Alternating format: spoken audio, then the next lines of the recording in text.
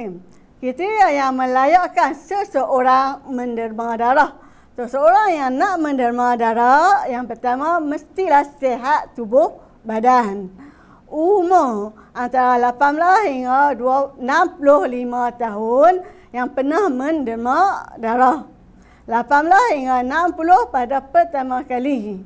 17 tahun perlu kebenaran ibu bapa atau penjaga. Okey. Selain pada itu, berat badan melebihi 45 kg.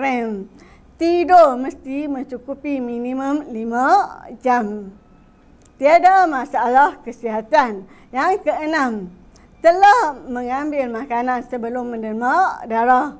Yang ketujuh, gaya hidup yang sihat.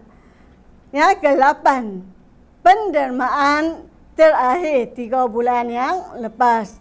Yang ke-9, tidak mengandung, tidak datang haid dan menyusu anak. Okey. Sebelum menderma darah, perlu membawa IC atau kad pengenalan dan juga buku merah. Okey, kelebihan dan kepentingan menderma darah. Okey. Pertama, dapat menjaga kesihatan penderma darah. Sebelum menderma darah, tahap kesihatan penderma akan diperiksa dengan teliti. Yang kedua, mengurangkan risiko sakit jantung, iaitu zat besi yang memekatkan darah dan merosakkan arteri dapat dikurangkan. Yang ketiga, kelebihannya mengurangkan risiko penyakit kanser. Mengurangkan risiko kanser di bahagian usus, perut, hati dan tekak.